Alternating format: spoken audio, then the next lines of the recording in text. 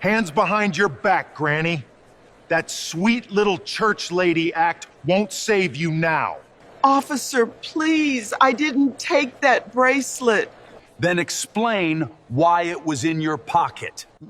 Don't tell me Jesus put it there. Someone planted it. Please check the cameras. I don't check cameras for thieves in church clothes. You're hurting my arm. Good. Maybe pain will teach you respect. I only came to buy a birthday gift. With what money? Cleaning coins and pity? Harlan grabbed both of Evelyn's arms and wrenched them behind her back. Walk straight, or I'll make this whole mall watch me drag you. Then the crowd split, and two identical black men in decorated military uniforms stepped forward. One fixed his eyes on Harlan and said, "Remove your hands from our mother." Harlan didn't know the woman he was crushing had raised the two men who were about to turn his badge into evidence. Before continuing, comment where in the world you are watching from, and make sure to subscribe, because tomorrow's story is one you can't miss. The automatic doors of Peachtree Crossing Mall whooshed open as Evelyn Mama Evie Robertson stepped inside, clutching her worn leather purse against her chest. The morning sunlight streamed through the skylights above, casting everything in a bright, cheerful glow that made the marble floors shine like mirrors. She smoothed down her blue cardigan with nervous fingers and adjusted the collar of her floral dress, the good one she saved for church and special occasions. Today felt special. After 3 weeks of saving every spare dollar from her house-cleaning jobs, she finally had enough money to buy something beautiful for little Keisha. Tanya Reese's daughter would turn 6 next week, and Evelyn had promised her something sparkly. The child had been so excited when Evelyn mentioned it, clapping her tiny hands and bouncing on her toes. "Miss Evie, will it be real silver?" Keisha had asked with wide, hopeful eyes. "Real as real can be, baby girl," Evelyn had promised. Now, walking through the busy shopping complex, Evelyn felt the familiar tightness in her chest that came from being in places where everything cost more than she made in a month. Teenagers lounged near the fountain, their designer sneakers worth more than her grocery budget. Young mothers pushed strollers past store windows filled with things that sparkled and gleamed. Everyone looked so comfortable, so confident in their right to be here. Evelyn walked slower, her sensible shoes silent on the polished floor. She passed the food court where Tanya worked, serving pizza slices and fountain drinks to customers who barely looked at her.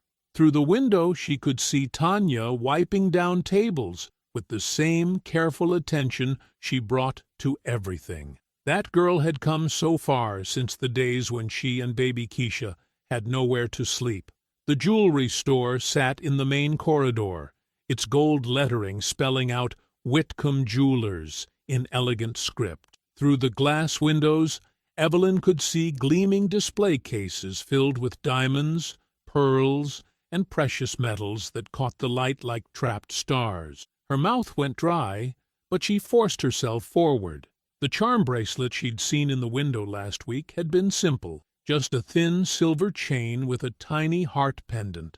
Nothing fancy, nothing that would make anyone think she didn't belong. A soft chime announced her entrance as she pushed open the heavy glass door. The air inside smelled like expensive perfume and leather, cool and clean in a way that made her suddenly aware of her own scent, laundry detergent, and the faint smell of cleaning supplies that never quite left her hands. Behind the main counter stood a woman in her 40s with perfect blonde hair pulled into a sleek bun. Her makeup was flawless, her black dress tailored and expensive. Diamond earrings caught the light as she turned her head, and her smile was bright and practiced as she spoke to a well-dressed couple examining tennis bracelets. "The clarity on these stones is exceptional," the woman was saying, her voice smooth and confident. "These pieces hold their value beautifully."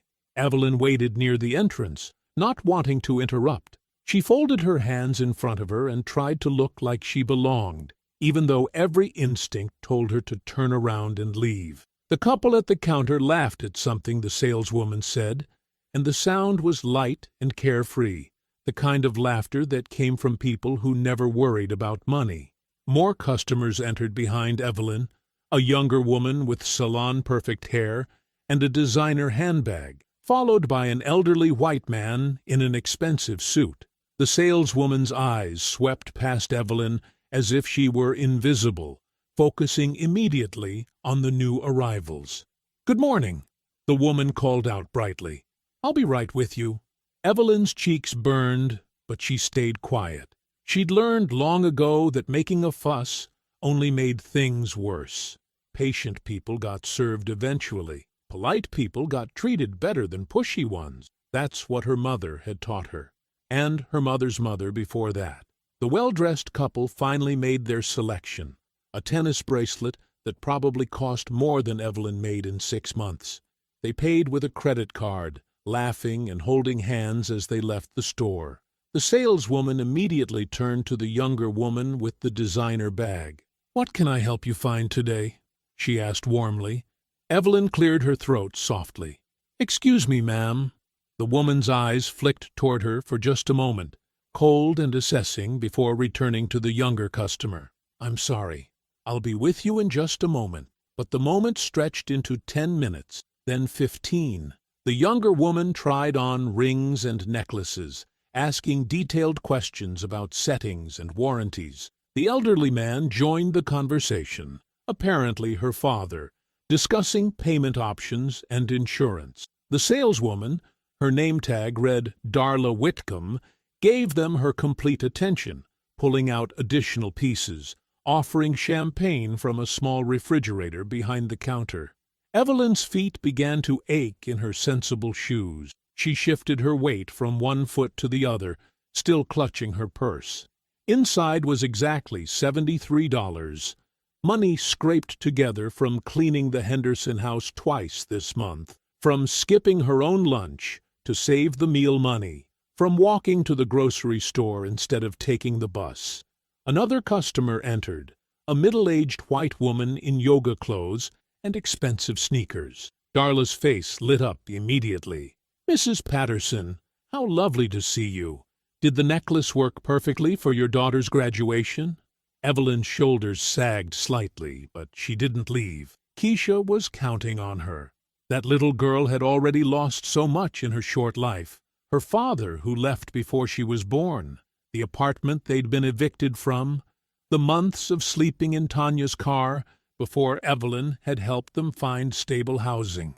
Keisha deserved something beautiful, something that would make her feel special on her birthday. Finally, after nearly 20 minutes, Darla finished with Mrs. Patterson and turned toward Evelyn with barely concealed impatience. Her smile was thin and cold, nothing like the warm expressions she'd given the other customers. "Yes? What do you need?" The words stung, but Evelyn kept her voice gentle and respectful. "Good morning, ma'am. I saw a charm bracelet in your window display last week, a simple silver one with a small heart. I was wondering if I might look at it, please." Darla's eyebrows rose slightly, and her gaze traveled from Evelyn's graying hair down to her worn shoes and back up again. "A silver charm bracelet," she repeated slowly, as if the words tasted unpleasant. "Yes, ma'am. It was in the front window on the left side. Very simple, nothing fancy. And this would be for you?" "No, ma'am. It's a birthday gift for a little girl. She's turning 6. Darla's expression didn't soften. If anything, she looked more skeptical. "I see. And what's your budget for this gift?" The question hung in the air like a challenge. Evelyn felt her cheeks grow warm, but she lifted her chin slightly. "I have $73 saved up." The silence that followed was deafening. Darla's perfectly glossed lips pressed into a thin line, and she glanced around the store as if checking to see who might have overheard this embarrassing admission. "Ma'am," Darla said finally, her voice carefully controlled, "our silver pieces start at around $200. The charm bracelet you're referring to is actually $350. Evelyn's heart sank, but she nodded politely. I see. Thank you for your time. She turned to leave, her face burning with shame and disappointment. Behind her she heard Darla mutter something under her breath to another employee who had emerged from the back room, something about people who waste everyone's time. Evelyn's hand was on the door handle when the alarm screamed. The sound was piercing, aggressive, filling the store and spilling out into the mall corridor. Evelyn froze, her heart hammering against her ribs as heads turned throughout the shopping complex. The electronic shriek seemed to go on forever, echoing off the marble floors and glass storefronts. "Stop right there!" Darla's voice cut through the alarm, sharp and accusatory. "Security! Someone stop that woman!" Evelyn turned slowly, her eyes wide with confusion and growing horror. Shoppers in the corridor had stopped walking, their conversations dying as they stared in her direction. Cell phones appeared in hands, cameras pointing her way like weapons. "Ma'am?" Evelyn's voice came out as barely a whisper. "I don't understand." Darla stormed toward her, her heels clicking aggressively on the polished floor. Her face was flushed with what looked like righteous anger, but there was something else in her eyes, something cold and calculating that made Evelyn's stomach turn. "You know exactly what you did," Darla snapped, loud enough for everyone to hear. "I saw you slip something into your pocket while I was helping other customers." "I didn't—" Evelyn started, but her voice cracked. The crowd was growing larger, people drawn by the commotion like moths to flame. Their faces blurred together, some curious, some judgmental, some already convinced of her guilt. "Security is on the way," Darla announced to the gathering crowd, as if she were the victim of a terrible crime. "I can't believe someone would steal from a family business like this." Evelyn's hand shook as she clutched her purse tighter. "Ma'am, I promise you, I didn't take anything. I looked at nothing except what you showed me, and you didn't show me anything at all." But Darla wasn't listening. She was performing now, her voice carrying across the mall corridor. "This is exactly why small businesses are struggling. People think they can just walk in and help themselves to whatever they want." The heavy footsteps of mall security echoed through the corridor before Officer Brent Harlan appeared, his hand resting on his radio. He was a thick-set man in his late 30s, with close-cropped hair and small, suspicious eyes that immediately focused on Evelyn as if she were already guilty. "What's the situation here?" he demanded, his voice brusque and professional. Darla stepped forward immediately, her entire demeanor shifting to that of a traumatized victim. "This woman stole a bracelet from my store. I saw her take it while I was helping other customers. The alarm went off when she tried to leave." Officer Harlan's gaze fixed on Evelyn with obvious disdain. He didn't ask for her side of the story. He didn't ask what she might have to say. Instead, he stepped closer, invading her personal space in a way that made her step backward.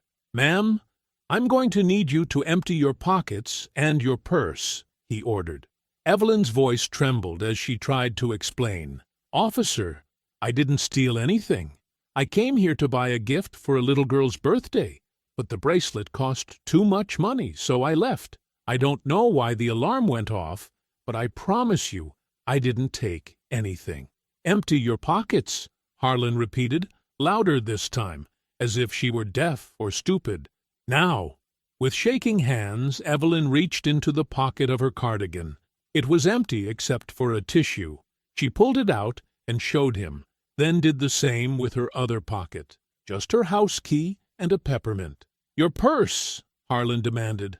Evelyn opened her worn leather purse with trembling fingers, turning it upside down on a nearby bench. Out tumbled her wallet, her reading glasses, her small Bible with the cracked cover, her blood pressure medication, a grocery receipt, and a small wrapped coloring book she'd bought for Keisha at the dollar store. "That's everything," she whispered, her voice breaking. "That's all I have." But Darla wasn't finished. She moved closer to Evelyn, her eyes scanning her clothing with the intensity of a hawk hunting prey.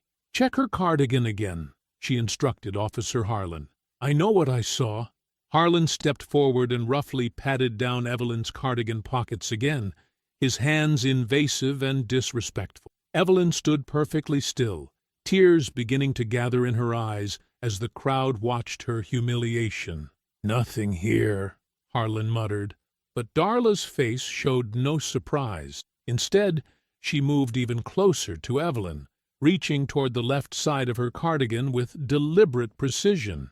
"Wait," Darla said, her fingers sliding into a pocket that Harlan had already checked. "What's this?"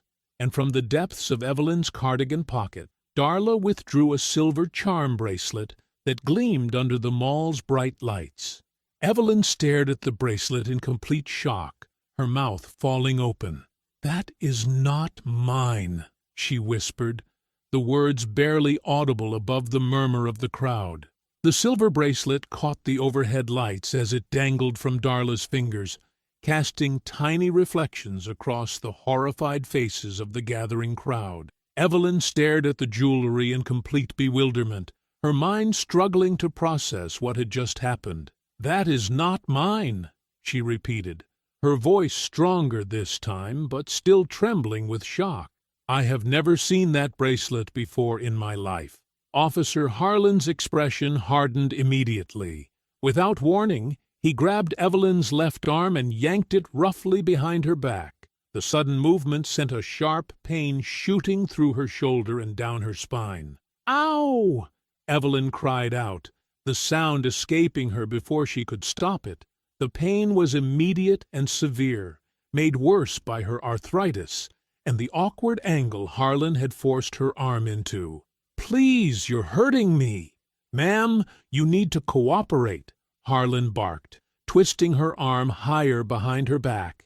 His grip was unnecessarily tight, his fingers digging into the soft flesh of her upper arm through the thin fabric of her cardigan. Darla stepped forward, her voice carrying across the mall corridor with practiced authority. "Don't make this harder than it needs to be," she announced loudly, as if Evelyn were fighting back instead of simply crying out in pain. "Just admit what you did, and this will all be over." The crowd murmured, their phones held high like judges passing verdict. To them, it looked like Evelyn was resisting arrest, struggling against the officer who was simply trying to do his job. They couldn't see the tears of pain streaming down her cheeks, or the way her knees were beginning to buckle from the pressure on her arm. From across the mall corridor, near the bustling food court, Tanya Reese looked up from wiping down tables at the sound of commotion. When she saw the crowd gathered around the jewelry store, curiosity drew her closer. But when she spotted the familiar blue cardigan and gray hair in the center of the chaos, her heart stopped. "Oh my God," Tanya whispered, immediately pulling out her phone. "That's Miss Evelyn." She held up her device and started recording, her hands shaking as she watched the woman who had saved her life being treated like a common criminal. The phone's camera captured everything: Harlan's rough handling, Evelyn's tears, and the crowd's judgmental stares. "Officer, please," Evelyn pleaded, her voice breaking as she tried to turn her head toward Harlan. "I came here to buy a birthday present for a little girl named Keisha. Her mama works at the food court, and tomorrow is her 6th birthday. I saved my cleaning money for weeks just to get her something nice." But Harlan wasn't listening to her explanation. Instead, he reached for her purse with his free hand and dumped its contents onto a nearby display bench with deliberate roughness. Evelyn's personal belongings scattered across the marble surface, her worn leather wallet held together with rubber bands, her reading glasses with the cracked frame, her small Bible with pages soft from decades of use, and her blood pressure medication in its labeled prescription bottle. The grocery receipt from yesterday's shopping fluttered to the floor, a list of basic necessities purchased with careful budgeting. The wrapped coloring book for Keisha sat among the scattered items, its bright yellow paper decorated with balloons and birthday wishes that Evelyn had written in her careful handwriting. "That's everything I own," Evelyn said quietly, her voice filled with dignity despite her humiliation. "Search it all. Count every penny in my wallet. You won't find anything that doesn't belong to me." Darla surveyed the meager contents with obvious disdain, her lip curling slightly at the sight of Evelyn's humble possession. "The evidence speaks for itself," she declared, holding up the silver bracelet again. "This is a $350 piece from our premium collection. Grand theft." $350? Harlan's eyebrows rose as he processed the dollar amount. "That makes this a felony charge, ma'am. You're looking at serious jail time." Evelyn's face went pale at his words. Her blood pressure, already elevated from the stress and humiliation, spiked dangerously. The mall corridor began to swim before her eyes, the faces in the crowd blurring together into an indistinct mass of judgment and condemnation. "I didn't steal anything," she whispered, swaying slightly on her feet. "I don't even know how that bracelet got in my pocket. I was never alone near any jewelry. She watched me the whole time." But Harlan was already reaching for his handcuffs, the metal clicking ominously as he prepared to secure them around her wrists. The sound made Evelyn's knees weak, and she felt a wave of dizziness wash over her. "Please," she tried one more time, her voice barely audible above the crowd's murmurs. "I'm 72 years old. I clean houses for a living. Why would I risk everything I have for a bracelet I could never afford to buy?" The handcuffs snapped closed around her thin wrists with a finality that echoed through the mall corridor. The metal was cold against her skin, and the weight of them seemed to drag her down toward the polished floor. As Harlan began to march her through the gathering crowd, Evelyn's vision blurred with tears and rising blood pressure. Her steps were unsteady, each one a struggle to maintain her dignity in front of all these strangers who had already decided she was guilty. Tanya's phone continued recording as Evelyn passed by, capturing the moment when the elderly woman looked up toward the mall's skylights and whispered, "Lord, don't let me fall in front of these people." The mall corridor stretched endlessly before Evelyn as Officer Harlan guided her past the growing crowd of onlookers. Each step felt heavier than the last, her legs trembling not just from age, but from the overwhelming humiliation of being paraded like a criminal through the place where she had simply wanted to buy a child's birthday present. The handcuffs cut into her wrists with each movement, the metal edges digging into skin that had grown thin and fragile over 7 decades of hard work. Her arthritis made the positioning excruciating, but Harlan showed no consideration for her obvious discomfort as he maintained his firm grip on her upper arm. Shoppers pressed against the storefronts and gathered in clusters, their phones held high like weapons of judgment. Some whispered to their companions, others openly stared, and a few shook their heads in what might have been disgust or pity. Evelyn couldn't tell which was worse. "Keep moving," Harlan muttered, his voice carrying the impatience of someone who wanted this spectacle over with quickly. "Security office is just ahead." But Evelyn's steps were growing more unsteady with each passing moment. The medication for her blood pressure was back in her scattered purse, and she could feel the familiar warning signs building behind her temples. The fluorescent lights above seemed too bright, the sounds of the mall too loud, and the faces around her too harsh. A young mother pulled her toddler closer as they passed, as if criminal behavior might be contagious. An elderly white man in an expensive suit shook his head and said to his companion, "Shame what some people will do for money." A group of teenagers snickered and pointed, one of them starting to record a video with commentary about crazy old ladies. Each reaction felt like another weight added to Evelyn's shoulders, bending her further toward the ground, with shame she didn't deserve to carry. This was not how she had raised Isaiah and Josiah to see her. This was not the legacy she wanted to leave behind after a lifetime of service, sacrifice, and quiet dignity. Just as the security office came into view and Evelyn's strength began to fail her completely, the crowd ahead began to shift and part like water around a stone. A ripple of awareness moved through the gathered shoppers, conversations stopping mid-sentence as heads turned toward the main entrance. Two identical figures emerged from the parting crowd, and for a moment Evelyn thought her overwhelmed mind was playing tricks on her. The men were tall and broad-shouldered, moving with the precise, commanding stride that could only belong to career military officers.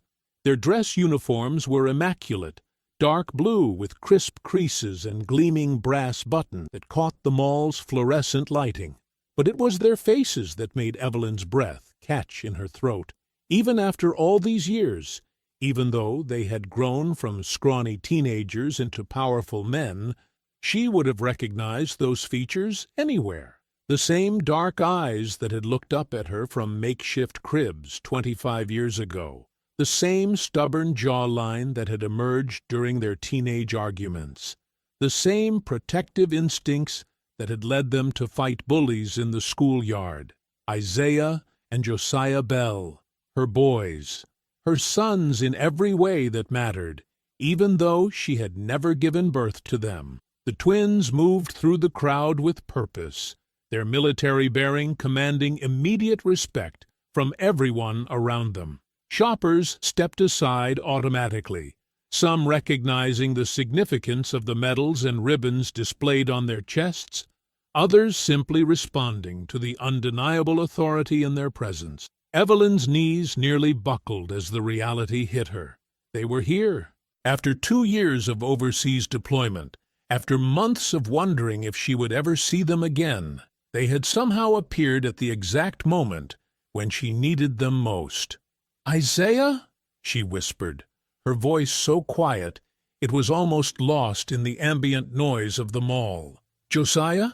But they had already seen her, and the expressions on their faces shifted from confusion to recognition to a fury so intense it seemed to change the temperature of the air around them.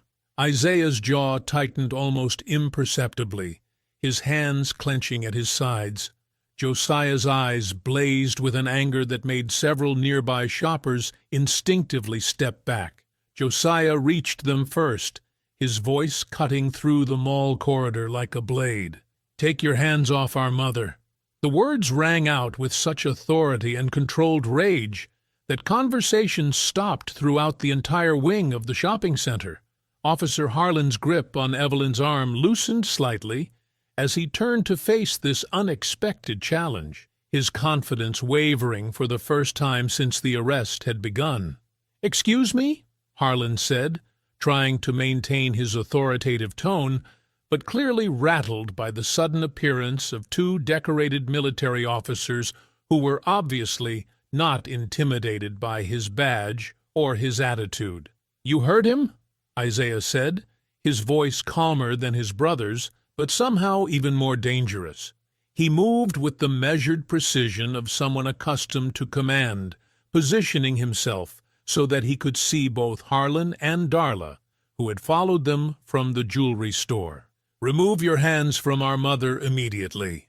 Darla stepped forward, her expression shifting from surprise to annoyance as she realized her carefully orchestrated arrest was being disrupted.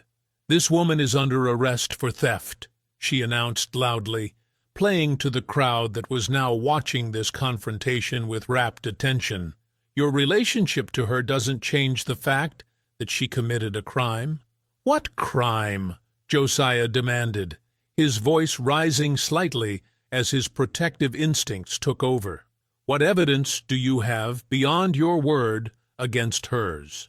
Harlan straightened, trying to reassert his authority in the face of these challenging questions. "She was caught with stolen merchandise in her possession," he said, gesturing toward the bracelet that Darla still held.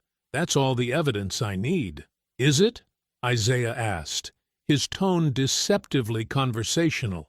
Because I'm familiar with arrest procedures, officer. He paused, looking pointedly at Harlan's name tag. Officer Harlan, and I'm curious about several aspects of how this arrest has been conducted. The crowd pressed closer, sensing that this confrontation was about to become much more interesting than a simple shoplifting arrest. Phones continued to record, but now they were capturing a very different kind of drama, one where the accused had powerful advocates willing to stand up for her.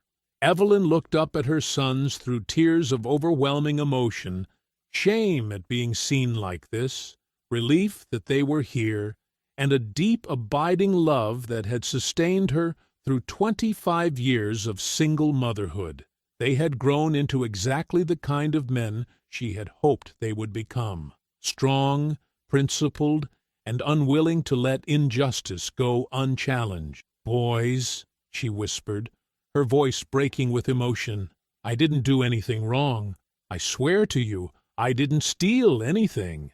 Isaiah's expression softened immediately as he heard the pain in her voice, but his focus remained laser-sharp on the situation at hand. "We know, Mama," he said gently, his use of the childhood name making several nearby shoppers exchange surprised glances. "We know you didn't do anything wrong." But Harlan was not prepared to back down, especially not in front of this crowd and these challenging questions about his procedures. His grip tightened on Evelyn's arm again, making her wince with pain. "Look," he said, his voice taking on a harder edge. "I don't care if you're military, circus performers, or the governor's sons. This woman is under arrest, and these cuffs stay on until we get to the security office and sort this out properly." Josiah took a step forward, his hands clenched into fists at his sides, but Isaiah placed a restraining hand on his brother's arm before the situation could escalate further. "Mama," Isaiah said, his voice steady and reassuring despite the chaos around them, "we're here now." The mall security office smelled like stale coffee and industrial carpet cleaner. Fluorescent lights hummed overhead, casting harsh shadows across the cramped space, filled with outdated monitoring equipment and metal filing cabinets. Evelyn sat in an uncomfortable plastic chair, her hands still cuffed behind her back, despite Isaiah's repeated requests for their removal. Officer Harlan positioned himself near the door like a guard, his arms crossed and his expression stubborn. Darla Whitcomb stood beside the security desk, her perfectly manicured fingers drumming against the metal surface as she watched the proceedings with barely concealed irritation. Isaiah paced the small room with controlled precision, his military bearing evident in every measured step. Josiah stood protectively beside Evelyn's chair, his jaw clenched so tightly that the muscles in his neck stood out like cords. "Let me explain this again," Isaiah said, his voice calm but carrying an undercurrent of steel that made everyone in the room pay attention. "My brother and I were already here at Peachtree Crossing Mall for the annual Georgia Veterans Charity Foundation ceremony being held in the community center wing." He paused, fixing Harlan with a steady stare that had intimidated enemy combatants in 3 different theaters of operation. "Our mother called my brother's cell phone this morning because she was nervous about shopping for a gift and wanted advice about what an 8-year-old girl might like." Evelyn's eyes filled with tears as she remembered that conversation. She had been so worried about spending the money she had saved, so concerned about choosing something appropriate for Tanya's little girl. The phone call to Josiah had been her way of calming her nerves, hearing a familiar voice before venturing into the expensive jewelry store that made her feel so out of place. "The call was cut off suddenly," Josiah added, his voice tight with emotion. "We heard someone in the background accusing our mother of stealing. We came running." Darla rolled her eyes dramatically, as if this explanation was somehow suspicious rather than natural. "How convenient," she said with a sneer. "You just happened to be nearby. when your mother decided to commit a felony. Watch your mouth, Josiah warned, taking a step toward her before Isaiah's restraining hand on his shoulder stopped him. The timing isn't convenient, Isaiah said evenly. It's fortunate, for our mother and for the truth. He turned to face the mall security supervisor, a nervous, middle-aged man named Rodriguez, who had been trying to stay invisible since the twins arrived. I want to see the security footage from your boutique, Ms. Whitcomb, and from the hallway cameras outside your store.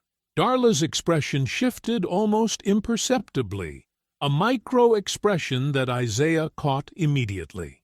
Years of military intelligence training had taught him to read faces, to spot the tiny tells that revealed when someone was lying or hiding something important. I'm afraid that's not possible, she said, her voice taking on a tone of practiced regret that sounded rehearsed. Our boutique camera malfunctioned earlier today. Technical difficulties, you understand. What kind of technical difficulties? Isaiah pressed, pulling out a small notebook from his uniform pocket. The gesture was subtle but meaningful. He was taking this seriously enough to document everything. Just technical difficulties, Darla repeated, her voice becoming more clipped. The system went down sometime this morning. Rodriguez cleared his throat nervously. The hallway camera outside Whitcomb Jewelers also experienced some issues today, he admitted, not meeting Isaiah's eyes. Lost feed for about 11 minutes during the time in question. The twins exchanged a look that spoke volumes. Isaiah's eyebrows rose slightly, his tell for when something was obviously wrong. Josiah's hands clenched into fists, his response to obvious lies. 11 minutes exactly?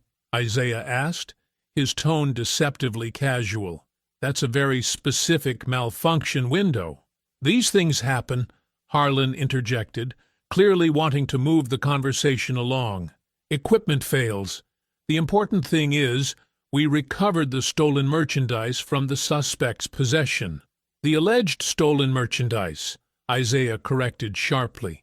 And I'd like to know more about this convenient camera failure that just happened to occur during the exact time period when the alleged crime took place. Darla's face flushed with what appeared to be righteous indignation. Are you suggesting I'm lying?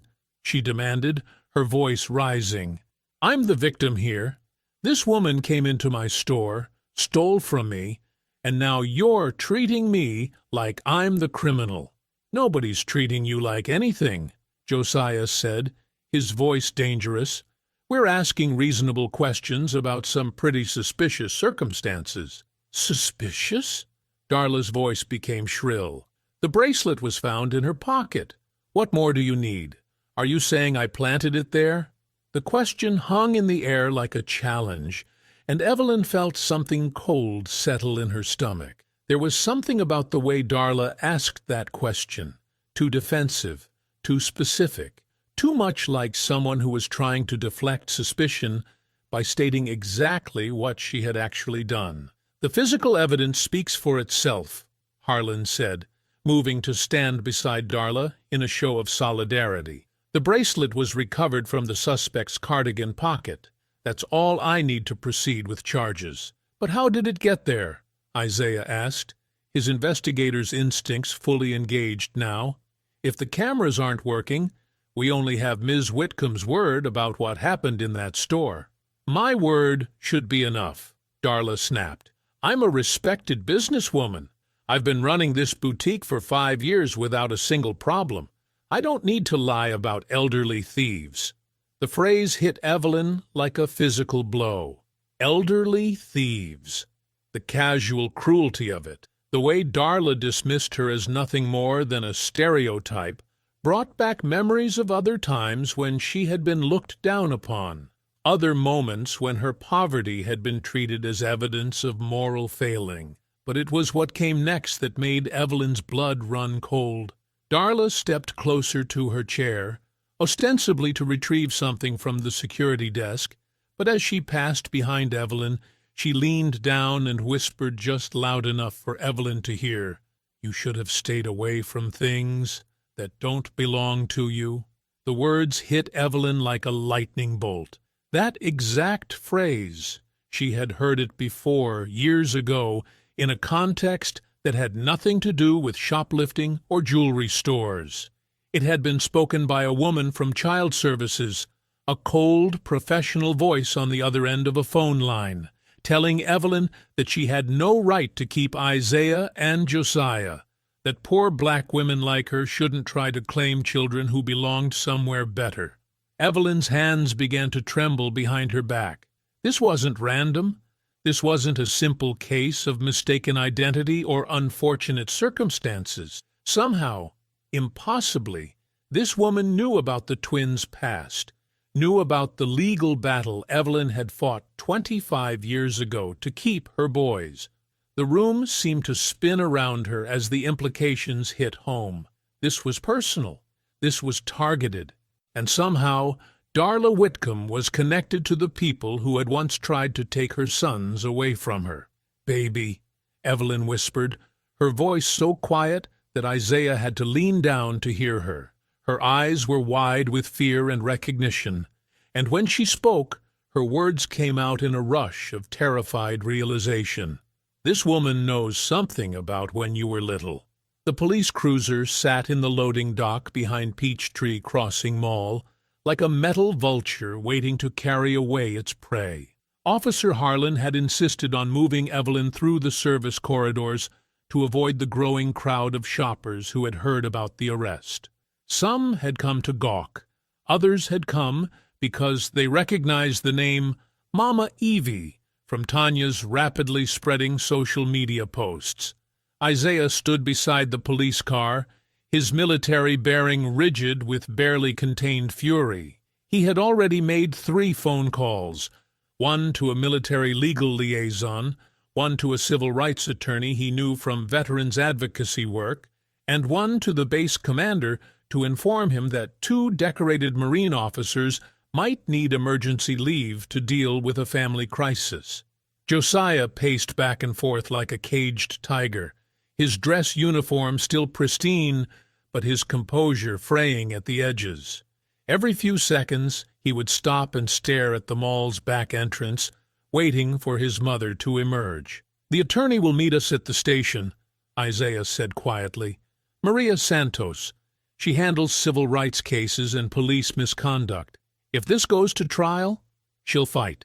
"If this goes to trial?" Josiah's voice cracked with disbelief. "Isaiah, they planted evidence on our mother. This should never see the inside of a courtroom." "I know that. You know that. But proving it—" The service door opened with a metallic clang, cutting off Isaiah's words. But it wasn't Evelyn who emerged. Instead, a tall, silver-haired man in an expensive navy suit stepped into the loading dock area, his movements smooth and confident. Everything about him screamed power and influence, from his Italian leather shoes to the gold watch glinting on his wrist. Councilman Pierce Whitcomb had arrived. The twins had never seen him before, but they recognized the type immediately. He was the kind of man who appeared at military ceremonies to shake hands and take photos, the kind who spoke about supporting the troops while cutting veterans' benefits behind closed doors. Power wrapped in patriotic rhetoric and campaign smiles. Pierce walked directly to Officer Harlan, who straightened up like a soldier snapping to attention. The conversation was brief and conducted in low tones, but the twins caught fragments carried by the afternoon breeze. "Need to be thorough. Community is watching. Upgrade the charges." Isaiah's jaw tightened. Upgrade the charges? For what? Finding planted evidence in an elderly woman's pocket? Darla appeared next, hurrying across the loading dock to join the whispered conference. She looked different now, less polished, more frantic. Her perfect hair was slightly mussed, and there were red marks on her neck that hadn't been there before. The conversation lasted exactly 4 minutes. Isaiah timed it on his military watch, a habit ingrained by years of intelligence work where timing could mean the difference between life and death. When it ended, Pierce shook Harlan's hand, like they were sealing a business deal. Then Darla walked back toward the service entrance, but she made a detour that brought her close to where the twins stood waiting. "Officers," she said, her voice carrying a tremor that sounded suspiciously like poorly acted distress. "I need to make an additional statement about the incident." Harlan pulled out his notebook with obvious eagerness. "What kind of additional statement?" "When your mother stole that bracelet," Darla said, speaking loudly enough for the twins to hear every word, "she didn't just take it quietly.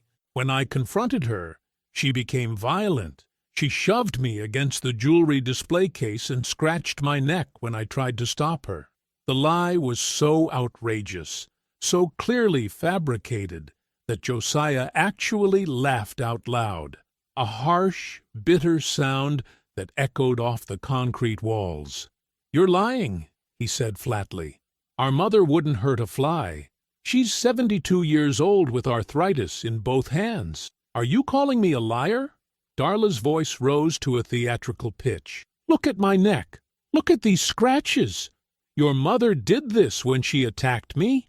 She tilted her head to show the red marks, and Isaiah studied them with the clinical eye of someone trained to assess battlefield injuries.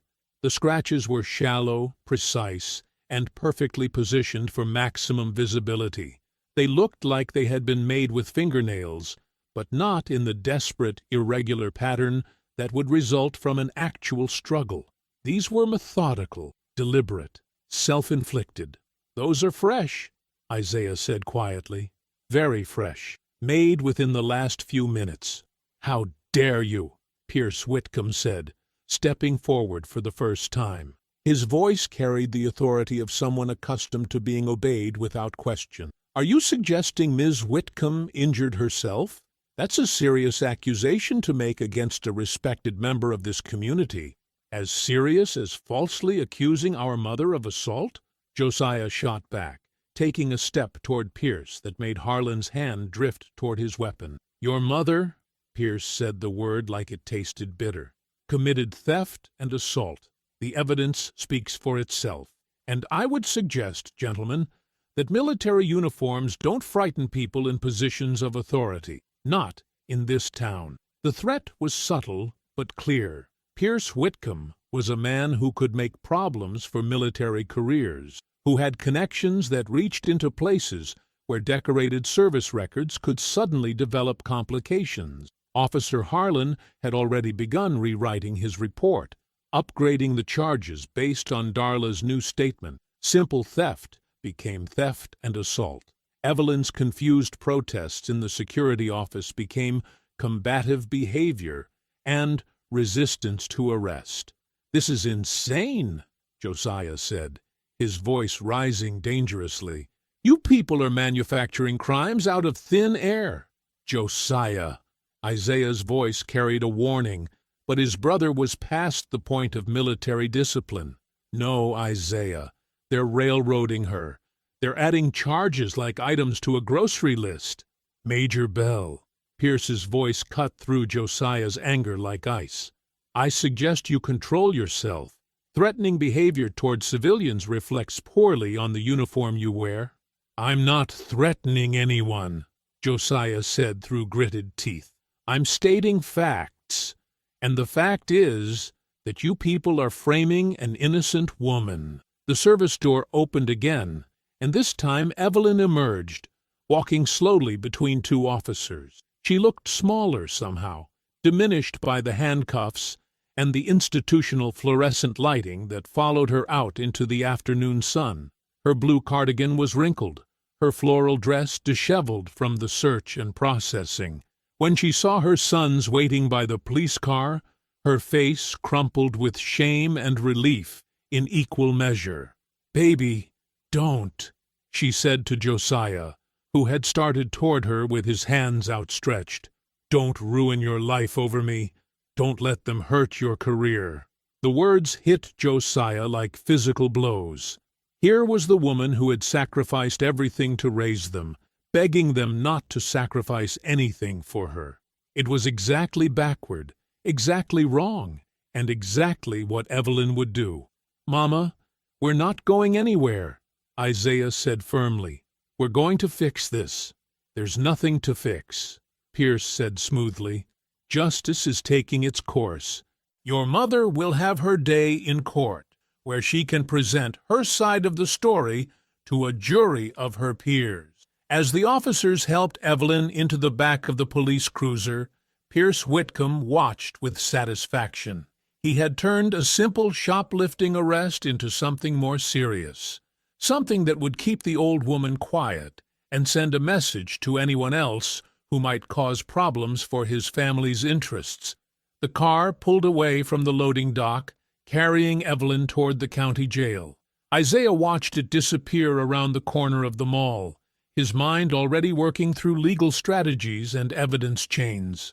"This is no longer an arrest," he told his brother, as Tanya's arrest video began spreading across local community Facebook pages and neighborhood apps. "This is a cover-up." The Gwinnett County holding facility smelled like disinfectant and despair. Evelyn sat on a metal bench that had been designed by someone who had never considered that a 72-year-old woman with arthritis might need to rest her bones for hours at a time.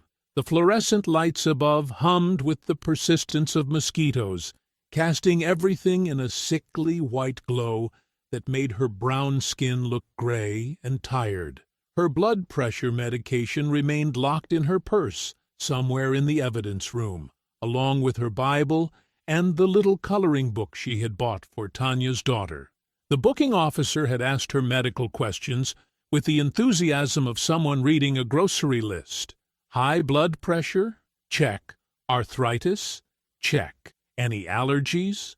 No. Any suicidal thoughts? The question had confused her so much that she had just stared at him until he moved on. The holding area contained 6 other women, most of them decades younger than Evelyn. They regarded her with curiosity and something approaching sympathy. An elderly black woman in church clothes was not the usual demographic for Saturday afternoon arrests. "What they get you for, Grandma?" asked a thin woman with track marks on her arms and kindness in her eyes. "They say I stole a bracelet," Evelyn said quietly, her voice hoarse from hours of explaining her innocence to people who did not care to listen. "Did you?" "No, baby. I never stole nothing in my life." The woman nodded, as if this made perfect sense. In a place like this, innocence and guilt were luxuries that only lawyers and judges could afford to debate. What mattered was surviving until someone posted bail or a public defender showed up with a plea deal. Evelyn closed her eyes and tried to pray, but the words felt heavy and distant. "Lord," she thought, "I don't understand this test. I tried to live right. I tried to raise those boys right. Why am I here?" Outside, Isaiah and Josiah paced the parking lot like caged wolves, while attorney Celeste Monroe made phone calls with the rapid-fire efficiency of someone who had fought too many battles like this one. She was sharp-featured and sharp-dressed, with silver-streaked hair pulled back in a way that suggested she had no patience for nonsense from judges, prosecutors, or lying police officers. "The magistrate won't see her until morning," Celeste said, ending another call with barely controlled frustration. "They're claiming the weekend docket is full, but I suspect someone made a phone call suggesting they take their time." "Can't we post bail tonight?" Isaiah asked. "Not until she's formally charged and appears before the magistrate. And Harlan's report is problematic." She flipped through the pages with obvious disgust. "He's claiming she resisted arrest, made threatening statements, and had to be physically subdued for officer safety. This language is designed to make her look dangerous, which will influence how the magistrate sets bail. She's a 72-year-old woman with arthritis," Josiah said, his voice tight with rage. What threatening statements could she possibly make? "According to Officer Harlan," she said, and I quote, "You people don't know who you're messing with. My sons will make you pay for this." Celeste looked up from the report. "Did she say anything like that?" Absolutely not, Isaiah said immediately. Mama would never threaten anyone. She barely raised her voice when we were kids, even when we deserved it. That's what I figured. But this language in police reports hardens cases. Judges see threatening statements and resistance to arrest, and they start thinking about public safety instead of an elderly woman's dignity. Josiah pulled out his phone and scrolled through the notifications that had been piling up all afternoon. Tanya's video is spreading fast. Look at this. He showed them his screen, where the shaky phone footage of Evelyn's arrest had already gathered hundreds of comments and shares across multiple local Facebook pages and neighborhood apps. The video clearly showed Officer Harlan twisting Evelyn's arm behind her back while she cried out in pain, with Darla Whitcomb standing nearby, directing the scene like a stage manager. The comments were a mixture of outrage and recognition. That's Mrs. Evelyn from the school cafeteria. She used to give kids extra food when she knew they were hungry at home. Mama Evie helped my family when we got evicted, brought us groceries, and never asked for nothing back.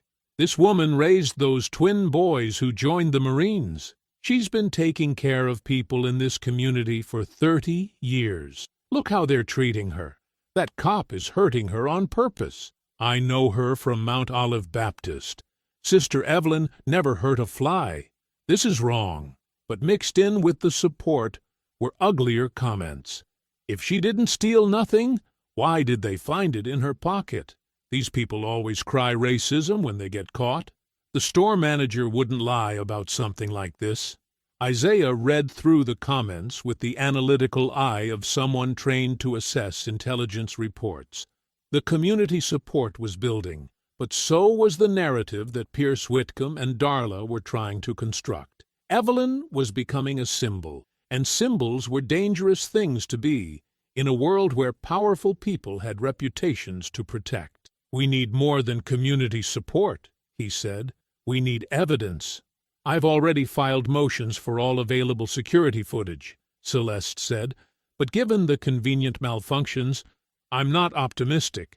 However, I'm also requesting records of any other similar accusations made by Ms. Whitcomb in the past year. You think she's done this before? Experienced thieves don't usually plant evidence in full view of security cameras, but experienced con artists develop patterns. If we can show a history of false accusations, especially targeting vulnerable elderly women, it could be the leverage we need. At nearly midnight, Isaiah was finally allowed to see Evelyn through the glass partition in the visiting area. She looked smaller than he remembered, diminished by the institutional orange jumpsuit and the harsh lighting that made everyone look sick. When she saw him, she pressed her hand against the glass and tried to smile. "Baby, you should go home," she said through the phone that connected them. "You shouldn't have to see me like this." "Mama, we're not going anywhere." His voice was steady, but his eyes blazed with the controlled fury that had made him effective in combat situations. "This ends tomorrow. By sunrise, we start taking them apart." The county courthouse steps were already crowded with reporters and camera crews when Evelyn walked out into the morning sun, flanked by Isaiah and Josiah. The bail hearing had been swift but humiliating. $5,000 bond for an elderly woman with no criminal record, all because Officer Harlan's report painted her as a dangerous repeat offender who might flee. "Mrs. Robertson! Mrs. Robertson!" Voices called out from the press pack. "Do you have a statement about the theft charges? Did you really assault the store manager? What do you say to people who think this is about race?" Evelyn kept her eyes down, gripping Isaiah's arm tightly. The orange jumpsuit had been replaced by her own clothes, the same blue cardigan and floral dress she'd worn to the mall yesterday, now wrinkled from spending the night folded on a holding cell bench. She looked fragile in the harsh camera lights, overwhelmed by the attention that had transformed her from a private person into a public spectacle overnight. No questions. Isaiah said firmly, his military bearing cutting through the chaos like a blade. "My mother needs rest." But before they could reach their car, another cluster of reporters suddenly shifted their attention to the courthouse entrance. Pierce Whitcomb emerged, perfectly groomed in a navy suit and red tie, looking every inch the confident politician. He paused at the top of the steps, surveying the cameras with the practiced eye of someone who understood exactly how to control a narrative. "Ladies and gentlemen," Pierce began, his voice carrying easily across the courthouse plaza, "I want to address the situation at Peachtree Crossing Mall yesterday, because I believe it's important that the community understand what's really happening here." The twins stopped walking. Evelyn tugged at Isaiah's arm, wanting to escape, but both men had gone still with the focused attention of soldiers, recognizing an enemy making a tactical move. "Local businesses are under siege," Pierce continued, his tone measured but grave. "In the past 6 months, we've seen a disturbing pattern of organized theft, targeting our shopping centers, with particular focus on jewelry stores and boutiques. These thieves are not desperate people stealing food. They are coordinated criminals who specifically target high-value merchandise and then claim discrimination when they're caught." A reporter called out, "Are you saying Mrs. Robertson is part of an organized crime ring?" "I'm saying that what happened yesterday was not an isolated incident," Pierce replied smoothly. "Store security cameras have been disabled or tampered with during multiple theft attempts. Suspects have used nearly identical stories about misunderstandings and planted evidence. And now we see the same pattern of social media campaigns designed to turn criminals into sympathetic victims." Evelyn's face crumpled. She pressed her hand to her chest, feeling her heart race as Pierce's words painted her as a professional thief, a con artist, a dangerous person who had fooled her entire community. "That's not true," she whispered, but her voice was lost in the chaos of reporters shouting follow-up questions. Pierce raised his hand for quiet. "I want to be very clear. This is not about race or age. This is about accountability. When someone steals from a local business, damages property, and then assaults the manager trying to recover stolen goods, that person must face consequences regardless of who their children are or what uniforms those children wear."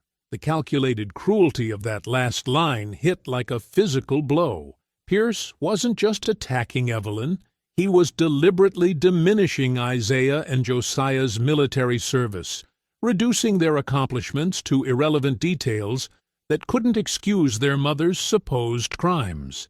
Josiah took a step toward the courthouse steps, his jaw tight with barely controlled rage, but Isaiah caught his arm. "Not here," Isaiah murmured. "Not like this." Before they could leave, Darla Whitcomb appeared beside Pierce, dressed in a conservative black suit that made her look like a grieving widow. Her eyes were red-rimmed, and she dabbed at them with a tissue as cameras focused on her face.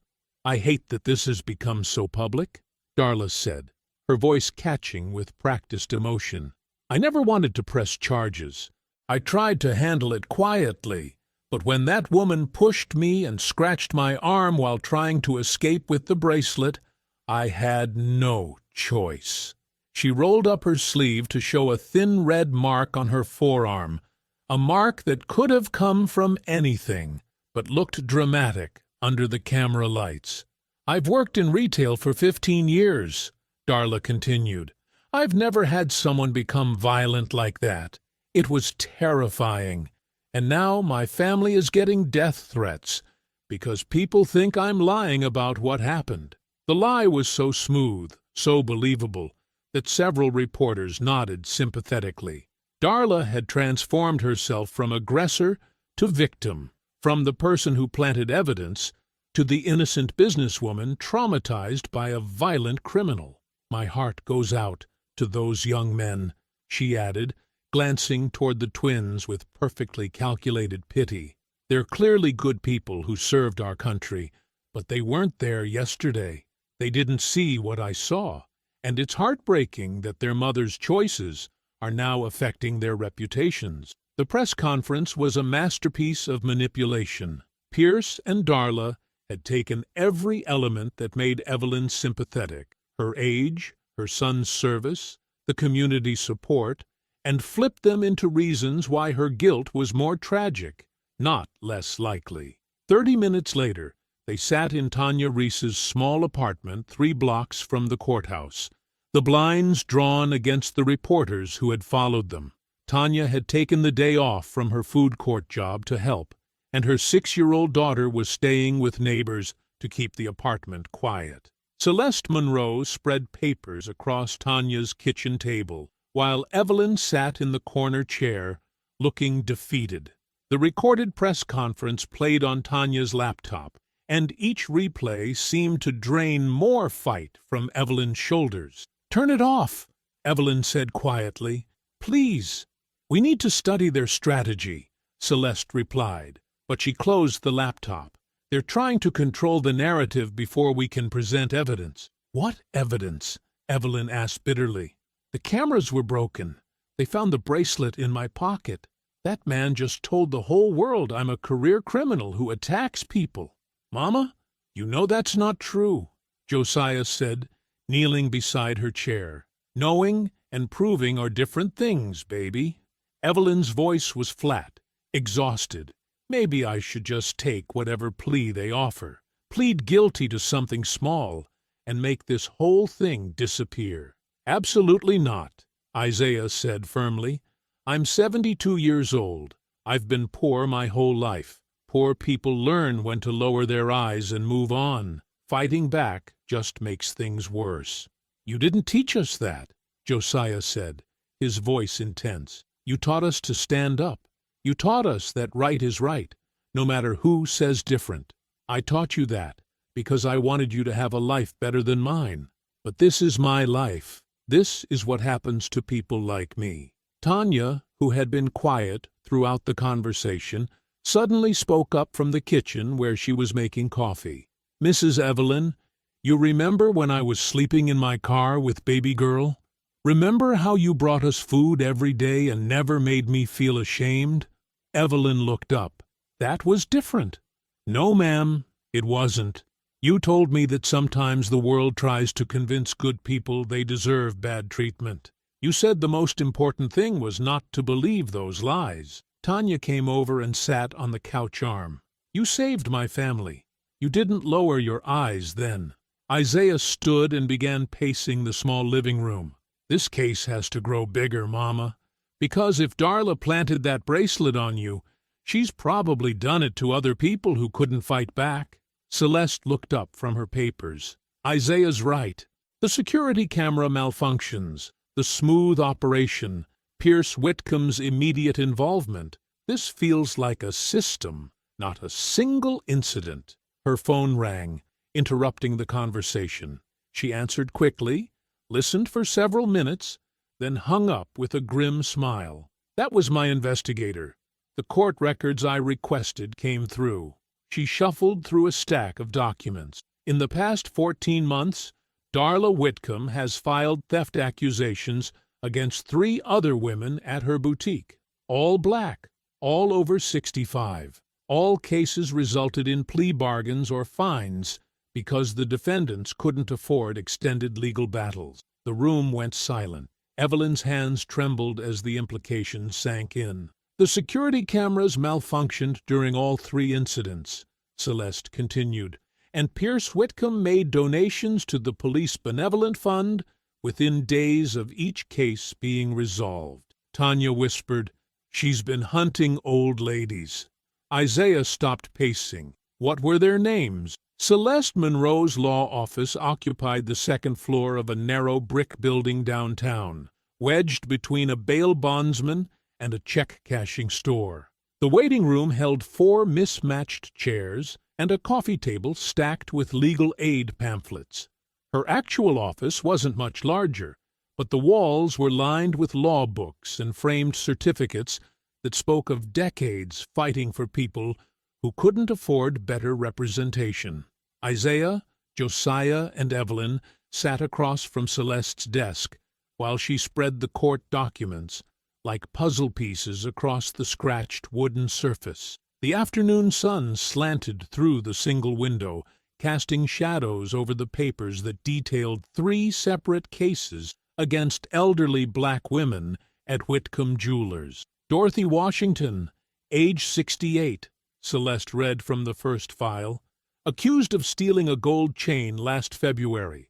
Security cameras malfunctioned during the incident. Officer Harlan responded. Dorothy couldn't afford an attorney, accepted a plea deal, and paid $800 in restitution plus court costs. She moved to the second file.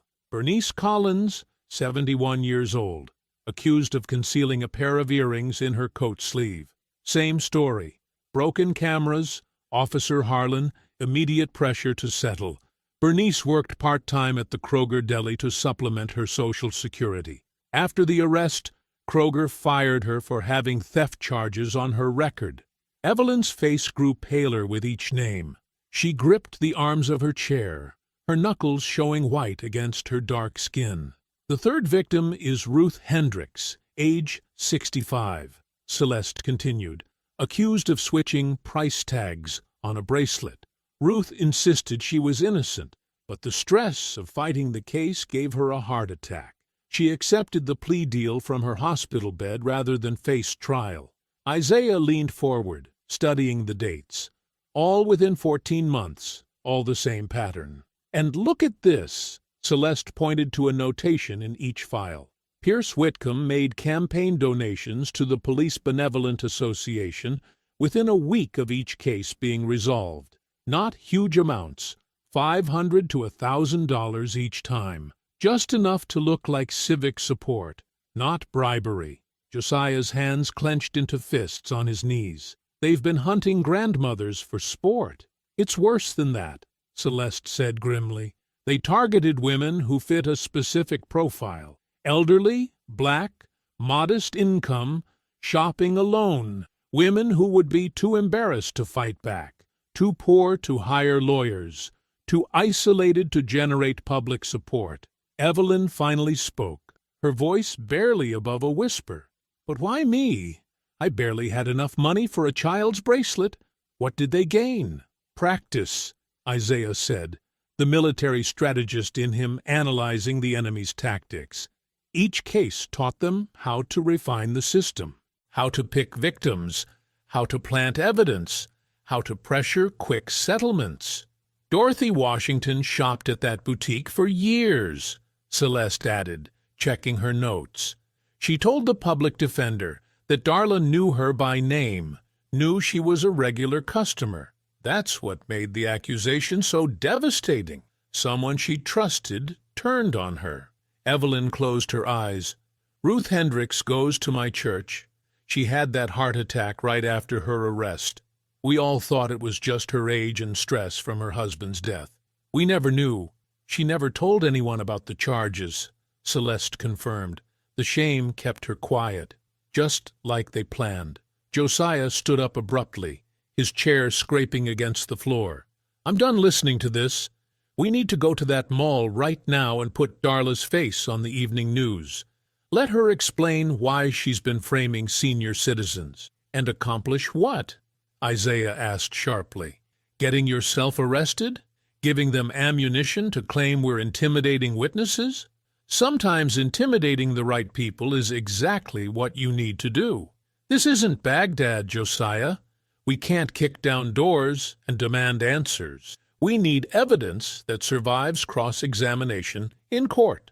While more grandmothers get targeted, Evelyn opened her eyes and looked at both her sons. What kind of evidence? Celeste tapped her pen against the desk. Security footage from a source they didn't control. Witness testimony from someone who saw the planting. Financial records showing the pattern of donations. Something concrete that proves conspiracy. The mall has dozens of cameras, Isaiah said thoughtfully. Even if Darla controls the boutique system and bribes mall security, there might be angles she doesn't know about. What do you mean? Store cameras, service cameras, maintenance equipment, places that record automatically without human operators. Isaiah was already reaching for his jacket. We need to map that mall like a reconnaissance mission. An hour later, they walked through the main entrance of Peachtree Crossing Mall. Evelyn had wanted to stay at Celeste's office, but Isaiah insisted she come along. You need to see exactly where everything happened, he explained, and people need to see you here, walking free, not hiding in shame. The mall buzzed with afternoon shoppers, most unaware of yesterday's drama. But several people recognized Evelyn from the news coverage, and their reactions varied wildly. Some stared with curiosity. Others nodded respectfully. A few whispered to their companions and pointed. Josiah stayed close to his mother's right side, Isaiah on her left, both scanning the crowd for trouble. They walked slowly past the boutique entrance where it all began. Darla stood behind the counter helping a customer, but her eyes tracked Evelyn's movement through the glass storefront. She looked confident, almost smug. Note the angle, Isaiah said quietly. She can see the hallway, the bench where Harlan dumped your purse, the exact spot where she pulled the bracelet from your pocket. They continued toward the food court, mapping sight lines and camera positions. The mall's security cameras were obvious, black domes mounted every 50 feet along the ceiling.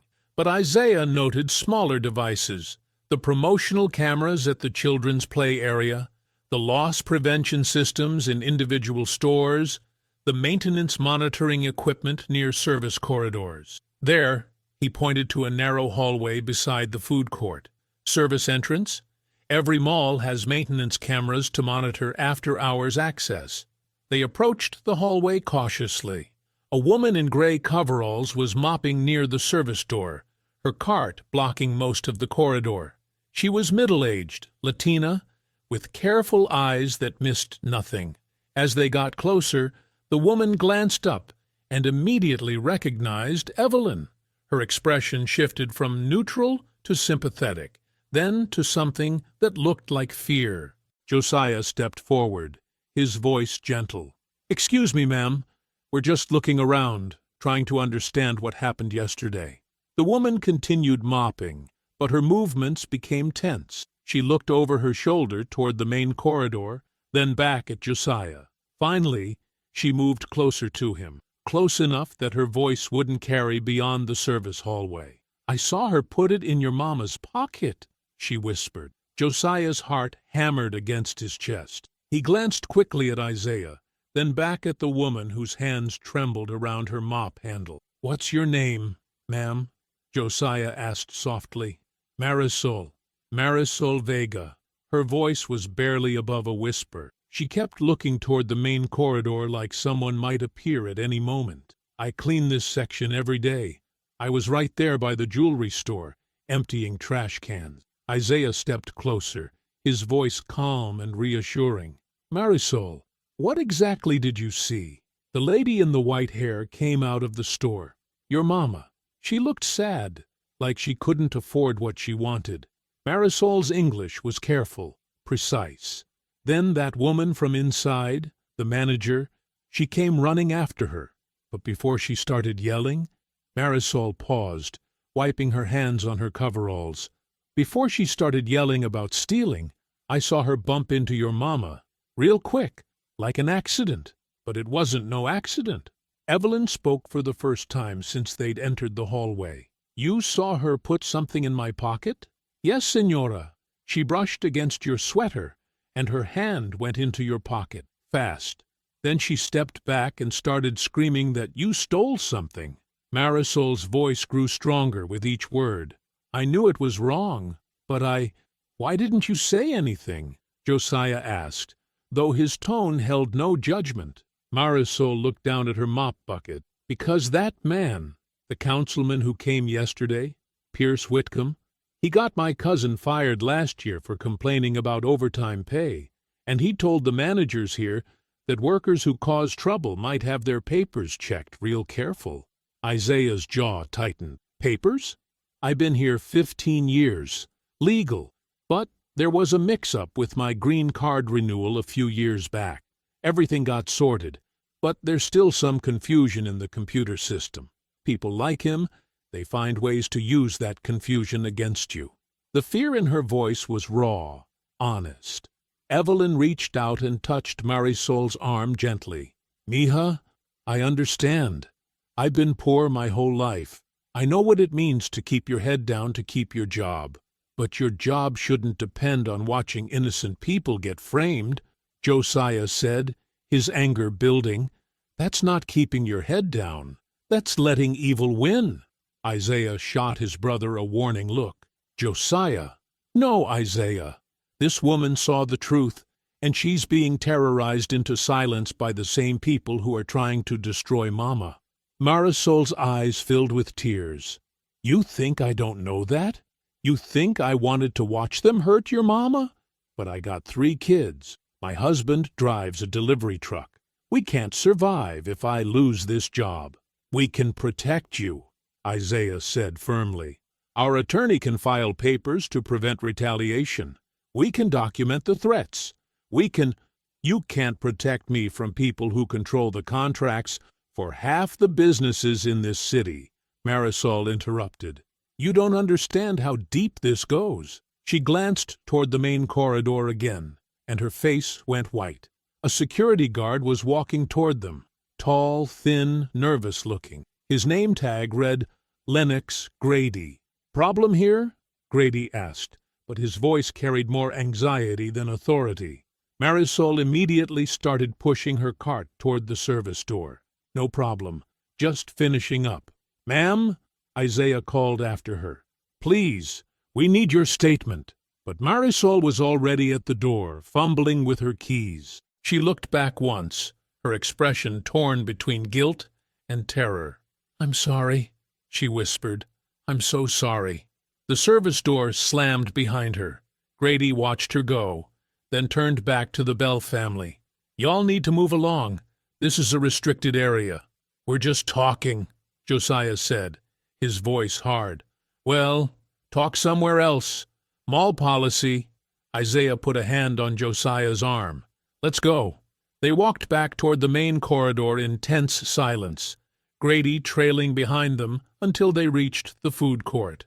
Later that evening, Evelyn sat in her tiny living room, surrounded by the 2 men who had once been the smallest babies she'd ever held. The house felt even smaller, with their broad shoulders and military bearing filling the space. The walls were covered with photographs spanning 25 years.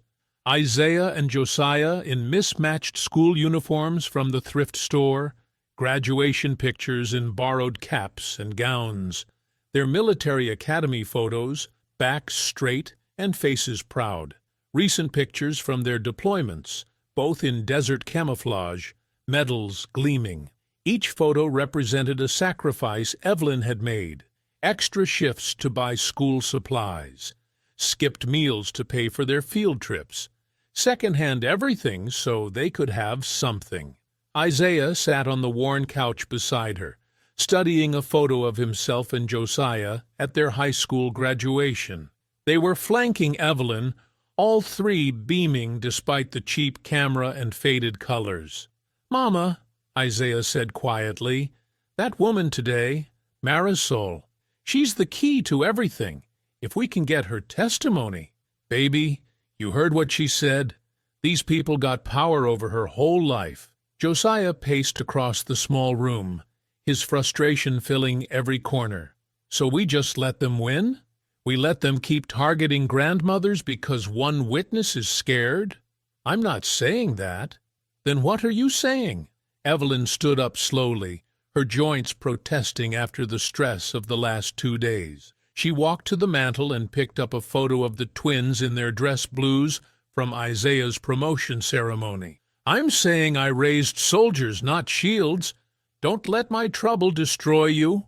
Evelyn's kitchen looked smaller with 5 adults crowded around the chipped formica table. Steam rose from her old coffee pot as she served everyone in mismatched mugs. Tanya sat beside Celeste Monroe, both women hunched over legal papers. Isaiah and Josiah flanked their mother like sentries. The morning light streaming through faded curtains made Evelyn's exhaustion visible. Dark circles shadowed her eyes. Her hands trembled slightly as she poured coffee. "We need something concrete," Celeste said, reviewing her notes. "Marisol's testimony would be powerful, but without her cooperation." "What about other cameras?" Tanya asked suddenly. "I mean, that mall's got security everywhere." "All the crucial angles went dark," Isaiah replied grimly. 11 minutes of convenient blackout. Tanya frowned, stirring sugar into her coffee. "Wait, what about the kiddie train?" Everyone looked at her. "The little train ride near the jewelry store. My daughter loves it. They got this tiny camera on the front that records promotional stuff. You know, happy families riding around, stuff they put on their website." Josiah straightened. "You think it was running during Mama's arrest? It runs every day from 10 to 6. Takes a loop right past Whitcomb Jewelers." Celeste leaned forward. "That camera wouldn't be connected to the mall's security system. Probably runs on its own memory card," Isaiah added, hope creeping into his voice. Within an hour they were back at Peachtree Crossing Mall. The children's train sat parked near the central fountain, its bright red engine decorated with cartoon animals. A weathered white man in his late 60s was checking the tracks. "You Walter Briggs?" Josiah asked, approaching with Isaiah. The man looked up, taking in their military bearing. "That's right. You boys veterans?" "Marines. Major Isaiah Bell, Major Josiah Bell." Walter's face lit up. "Well, I'll be damned. Welcome home, Marines." He stood, extending a calloused hand. "Army myself, 3 tours in Vietnam." "Mr. Briggs, we need your help with something," Isaiah said. "Our mother was falsely arrested here 2 days ago, right in front of your train route." Walter's expression hardened. "I heard about that. Elderly black lady, right? Whole thing looked fishy to me. Did your promotional camera capture anything?" Walter glanced around, then motioned them closer. "Follow me to the storage shed." Behind the mall, Walter led them to a small maintenance building. Inside, he pulled out an old laptop and a handful of memory cards. "I save all the footage for the promotional videos," he said, inserting a card. "Let's see. 2 days ago, around what time?" 11:30 in the morning, Josiah said. Walter scrolled through files, then stopped. "Here we go." The small screen showed the train's forward view as it rounded the curve past Whitcomb Jewelers. The timestamp read 11:27 a.m. There was Evelyn in her blue cardigan, looking uncomfortable outside the boutique. Darla emerged from the store, walking quickly toward her.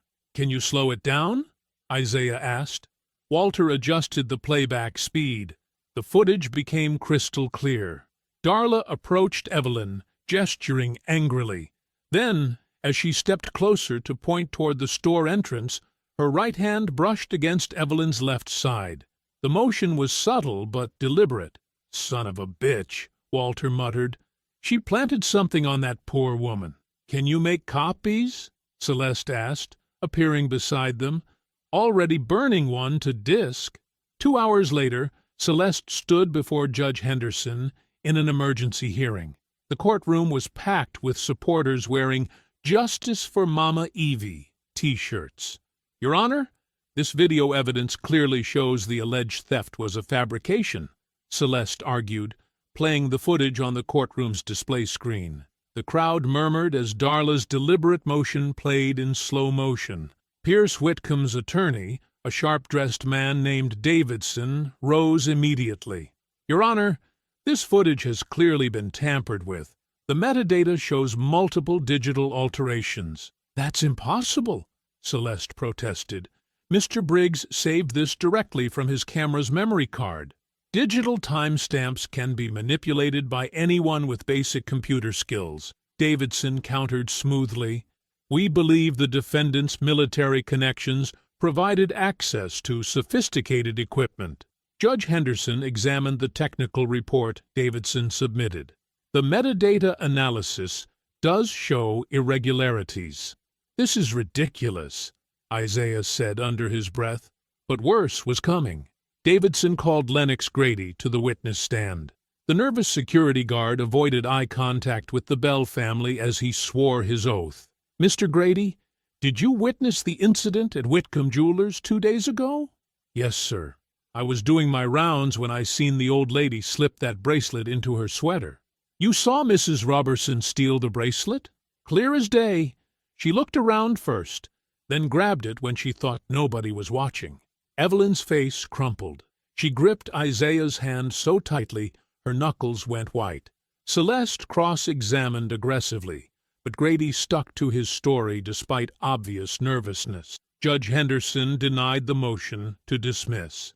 As they filed out of the courtroom, Davidson approached Isaiah with a manila envelope. "Perhaps this will help your family understand the gravity of the situation," he said, handing over the papers. Outside the courthouse, reporters swarmed. Pierce Whitcomb stepped to the microphones, his silver hair gleaming in the sunlight. "These documents raise serious questions about Mrs. Robertson's history with legal compliance," he announced. "We cannot allow emotional manipulation to override due process."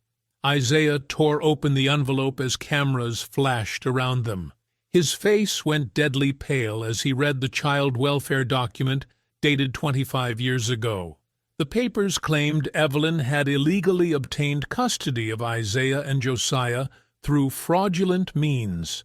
They suggested she had connections to black market adoption rings and had forged signatures on official documents. Evelyn looked over his shoulder, her reading glasses sliding down her nose. Her breath came in short gasps. "That's not... I never," she whispered. Isaiah's hands shook as he studied the signatures and dates. Something was wrong with the document, but he couldn't pinpoint what. The crowd of reporters pressed closer, shouting questions about adoption fraud and family secrets. Evelyn's knees buckled.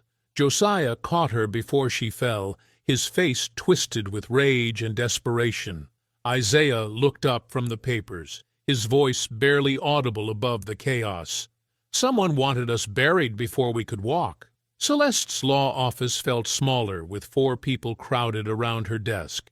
The afternoon sun slanted through dusty blinds, casting shadows across scattered legal papers. Evelyn sat in the corner chair, still shaken from the courthouse ambush. Her hands trembled as she held a cup of sweet tea Tanya had brought from the diner.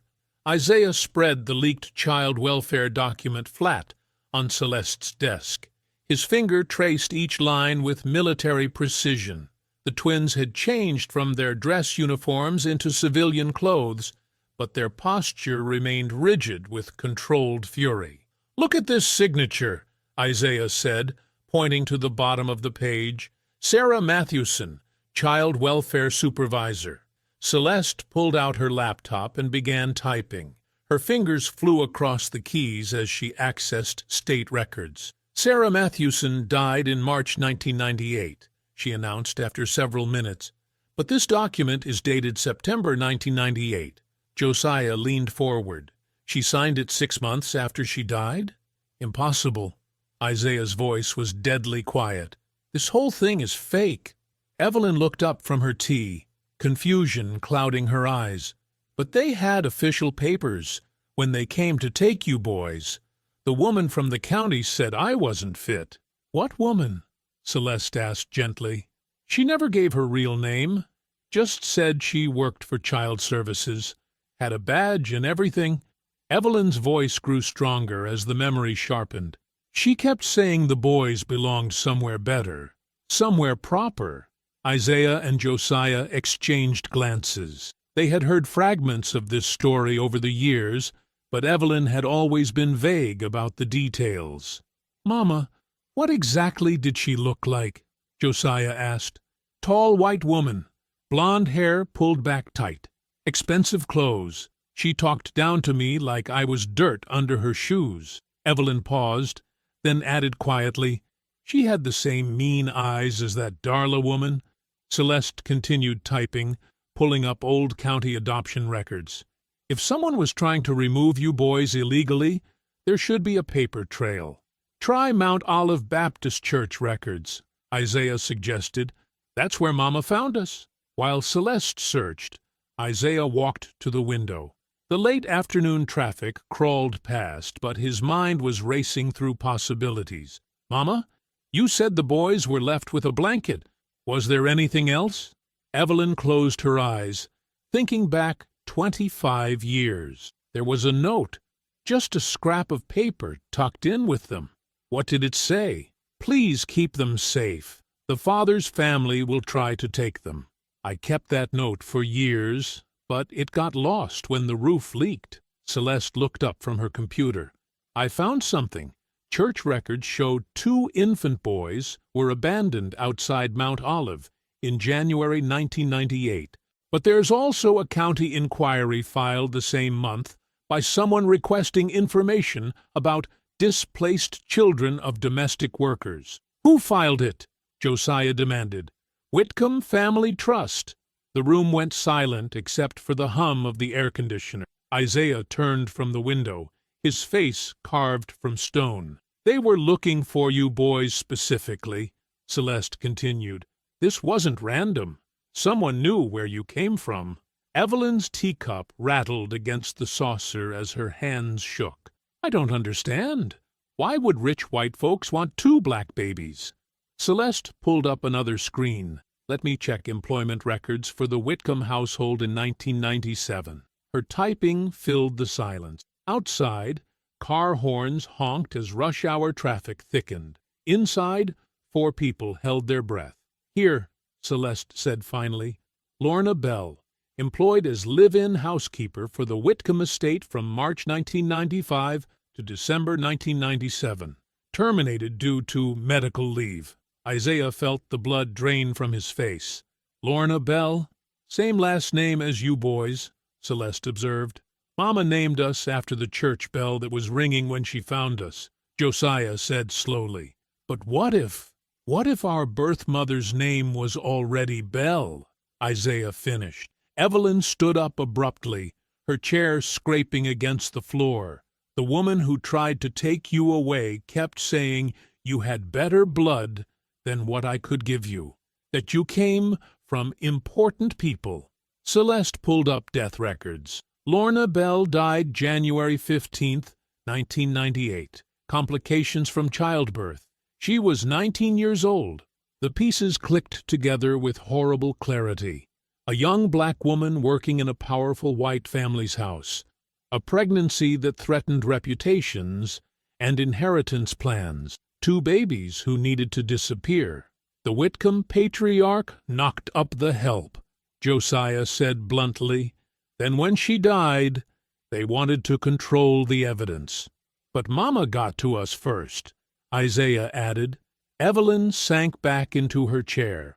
All these years I thought I saved 2 abandoned babies, but they weren't abandoned. They were hidden. And when the Whitcombs couldn't get you through official channels, they tried intimidation, Celeste concluded. Isaiah picked up his phone and pulled up Pierce Whitcomb's campaign website. The councilman's polished face smiled back at him, promising traditional family values and protecting our community's future. The campaign biography mentioned Pierce's father, Harrison Whitcomb, who had built the family business through hard work and moral leadership. Harrison had died in 2010, taking his secrets with him. Josiah read over Isaiah's shoulder, his jaw tightening with each line of political rhetoric. He did this because Mama saved us. Rain tapped against the windows of Evelyn's small living room like nervous fingers. The sound had been steady for an hour, matching the rhythm of her rocking chair as she sat wrapped in a quilt the twins had sent her from overseas. The house felt cramped with all 4 of them there, Evelyn, Isaiah, Josiah, and Celeste. But it was the safest place to talk, without Pierce Whitcomb's eyes watching. The coffee table held scattered legal papers, printouts of old records, and the remnants of a dinner nobody had much appetite for. Evelyn's Bible lay open beside her teacup, its pages worn soft from years of worry and prayer. A soft knock at the front door made everyone freeze. Isaiah moved to the window and peered through the curtain. It's a woman, Hispanic. She's alone. Marisol, Josiah said, recognizing her silhouette under the porch light. Evelyn nodded, and Isaiah opened the door. Marisol Vega stepped inside, her cleaning uniform soaked from the rain. She clutched a small backpack against her chest like it contained something precious. "I'm sorry for running away," she said, water dripping from her hair onto Evelyn's clean floor. "But I had to think. I had to be sure." "Sure about what?" Celeste asked, setting down her laptop. Marisol looked directly at Evelyn. "That I could live with staying quiet while they destroy you." She unzipped the backpack and pulled out a tablet computer. Her hands shook as she powered it on. "The mall has cleaning robots, little ones that go around at night mopping and wiping down surfaces. Nobody pays attention to them. They're just there." Isaiah leaned forward. "And? They have cameras, small ones for navigation and safety. The footage gets uploaded automatically to the maintenance company's cloud system every morning at 4 a.m. Josiah's eyes widened. "The company my nephew works for services those robots. He pulled the backup before mall security could have it deleted." The tablet screen flickered to life, showing a video player interface. Marisol's finger hovered over the play button. "This is from the robot that was cleaning near the boutique entrance when it happened." She pressed play. The video was grainy but clear enough. The timestamp showed 11:23 a.m., exactly when Darla claimed her camera had malfunctioned. From the robot's low angle, they could see legs, shoes, and the lower portion of the jewelry store entrance. Darla's designer heels clicked into frame. She bent down, her hand reaching into the display case. She palmed something small and glittering, then stepped back outside the store. "She's stealing from her own inventory," Celeste whispered. The video continued. Evelyn's sensible flats appeared, moving slowly toward the boutique. Darla positioned herself near the entrance, pretending to organize a display. When Evelyn passed, Darla bumped into her, her hand moving quickly to Evelyn's cardigan pocket. The planting was swift, practiced, deliberate. Evelyn gasped, her hand flying to her mouth. But the video wasn't finished. Officer Harlan's polished boots entered the frame. He spoke with Darla for nearly 2 minutes before the arrest. Plenty of time for coordination. Then came the audio that made everyone in the room go rigid. Darla's voice, captured by the robot's sensitive microphones. "The old woman won't fight. They never do. These people know their place." The sound was crystal clear, cold, calculating, racist. Evelyn stopped rocking. The quilt slipped from her shoulders. On the screen, Lennox Grady appeared, speaking with someone off camera. A hand extended into frame, Pierce Whitcomb's manicured fingers, passing Lennox a white envelope. "That's tomorrow's security bonus," Pierce's voice said clearly, "for handling this professionally." Lennox nodded and pocketed the envelope. The video ended. The room fell into stunned silence except for the rain drumming harder against the windows.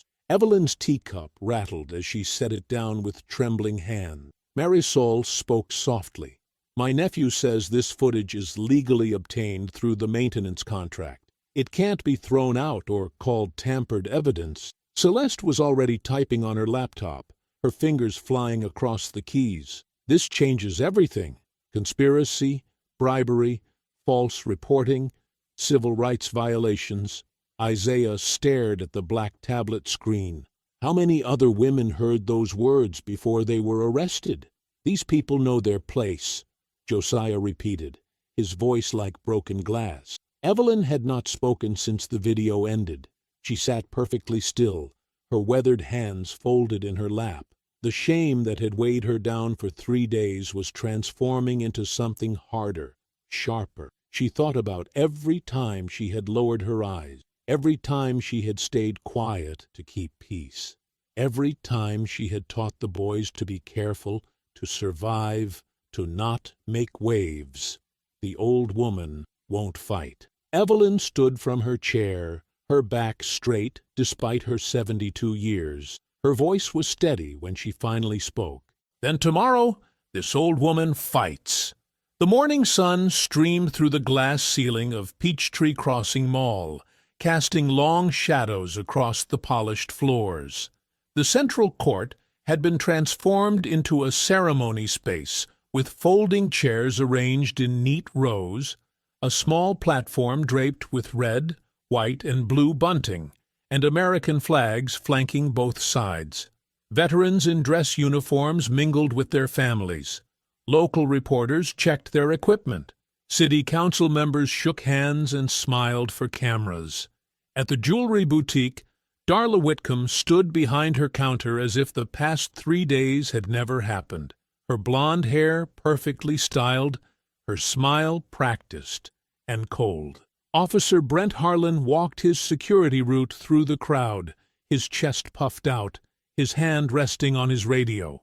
He nodded respectfully to the veterans and officials, playing the part of the dedicated public servant. Near the ceremony platform, Councilman Pierce Whitcomb adjusted his tie and rehearsed his speech under his breath. This was supposed to be his moment, honoring local heroes while positioning himself as the law and order candidate who supported both veterans and local businesses. Then the crowd near the main entrance began to part. Evelyn Roberson walked through the mall corridor with her head high, flanked by her sons in full military dress uniform. She wore a simple white dress that made her dark skin glow, and pinned to her chest was a small silver brooch, the first gift Isaiah and Josiah had bought her with money from their military paychecks years ago. Behind them walked Celeste Monroe in a sharp navy suit, carrying a briefcase and tablet. Tanya Reese held her daughter's hand while recording everything on her phone. Walter Briggs moved slowly but determinedly, his veteran's cap perfectly positioned. Marisol Vega stayed close to the group, her fear visible but her resolve stronger. The crowd recognized Evelyn immediately. Whispers rippled through the ceremony space. Some people pointed.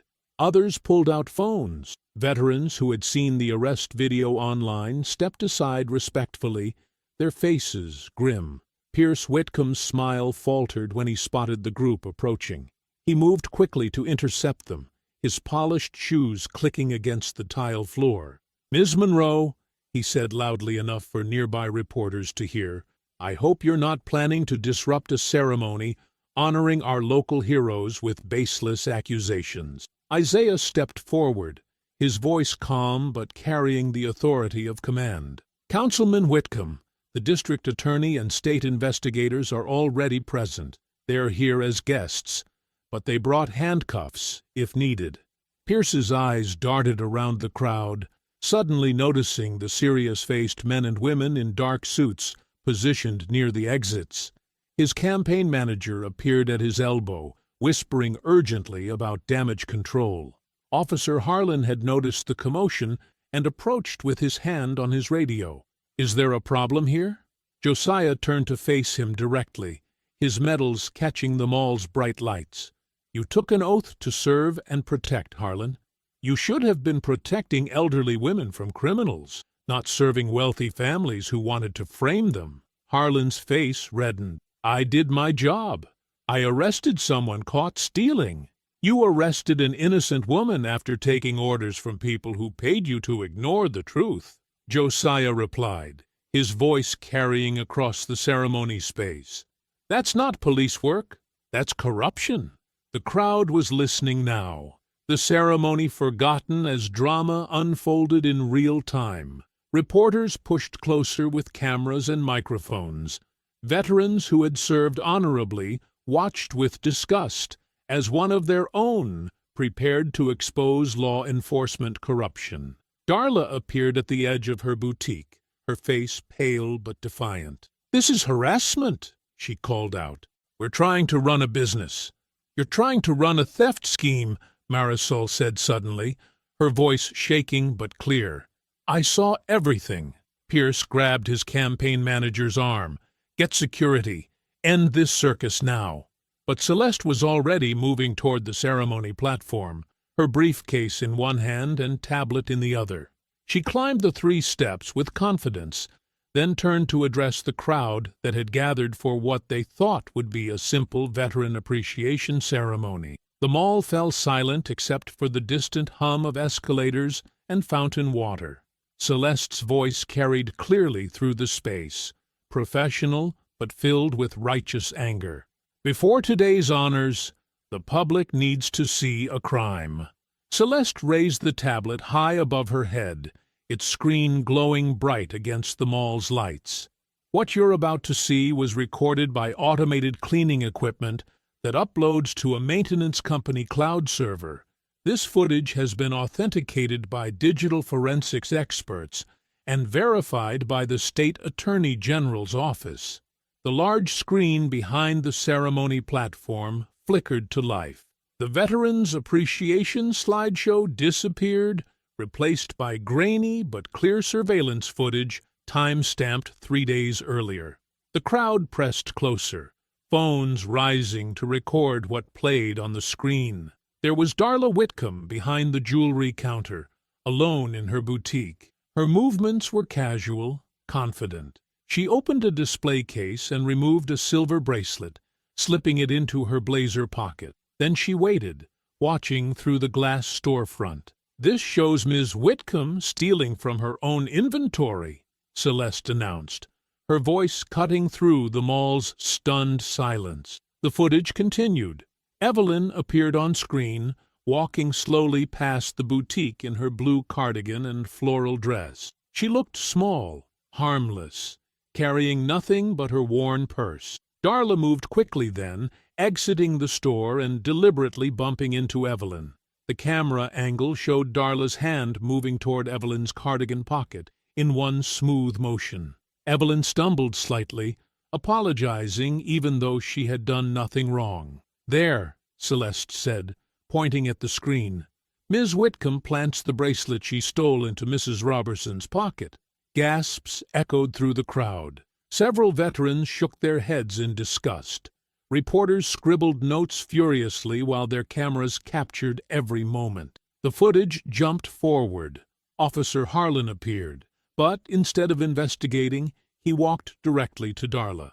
They spoke briefly, their heads close together. Harlan nodded several times, then approached Evelyn with his hand already reaching for handcuffs. This shows Officer Harlan coordinating with the real thief before making a false arrest, Celeste continued. But the most damning footage came last. Pierce Whitcomb appeared on screen, standing near the mall security office with Lennox Grady. Pierce handed Lennox a thick envelope. They shook hands like business partners closing a deal. The crowd erupted in angry shouts. Pierce stepped backward, his face draining of color.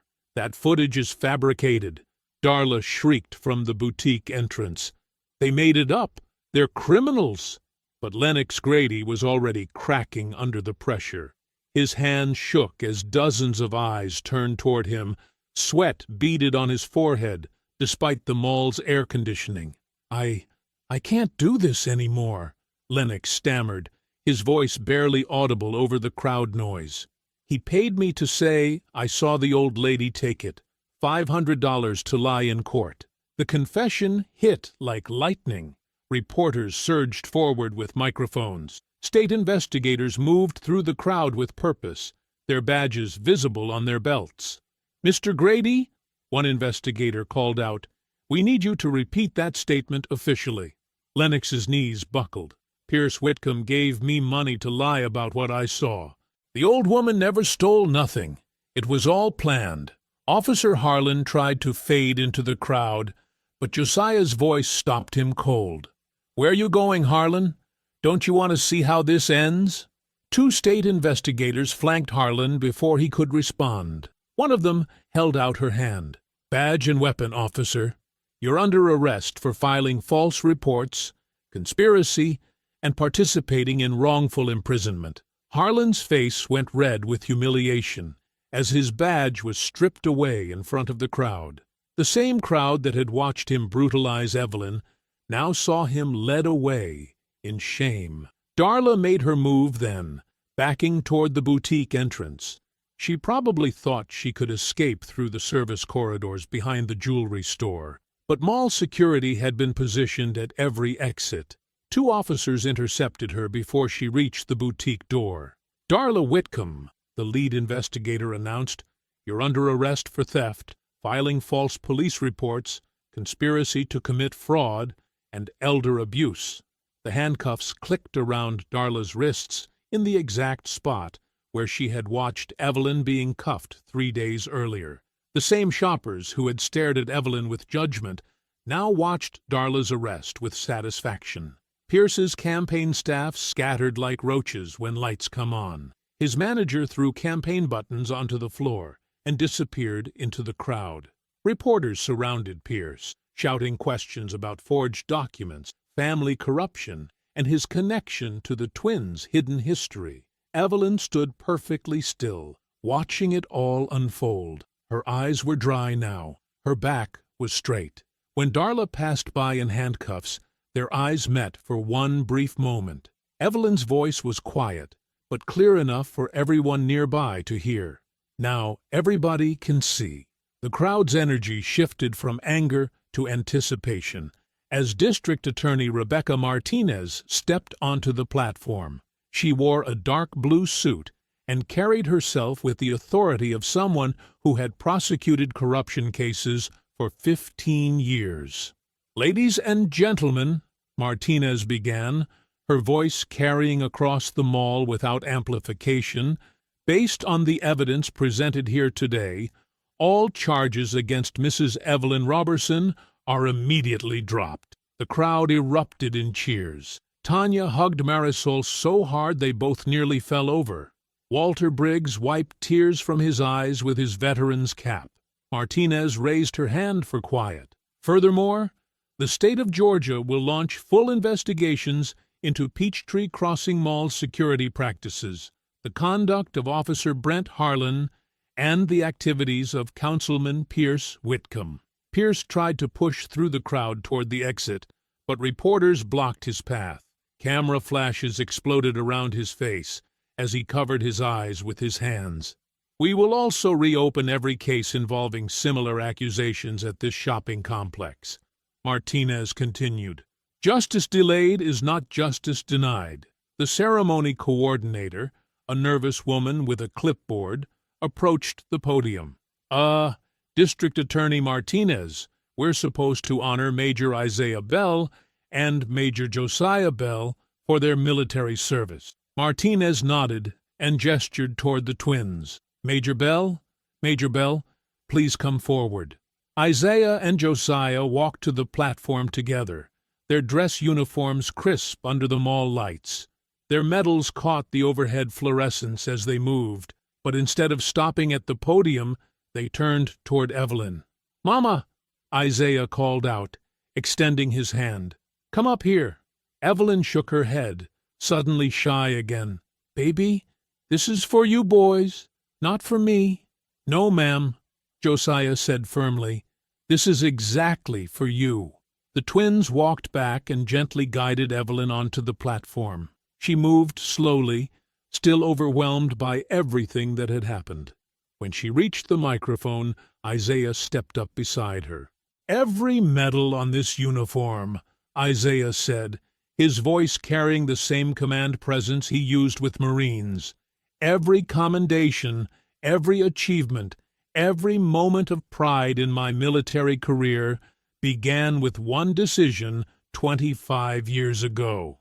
He looked directly at Evelyn. A poor black woman found 2 abandoned babies and chose love over fear. Josiah joined his brother at the microphone. His voice was rougher than Isaiah's, full of emotion he no longer tried to hide. "The world looked at our mama and called her poor," Josiah said. "They saw her little house, her second-hand clothes, her minimum-wage jobs. They thought she had nothing to give." He paused, letting his words sink in. "But we know different. We call her our inheritance." The crowd went completely silent. Even the reporters stopped scribbling notes. She worked 3 jobs to pay for Isaiah's surgery when we were 8, Josiah continued. She walked 2 miles to the grocery store because she spent bus money on our school supplies. She gave us her dinner plate when there wasn't enough food. Isaiah stepped forward. She taught us that honor isn't something you wear on your chest. It's something you carry in your heart.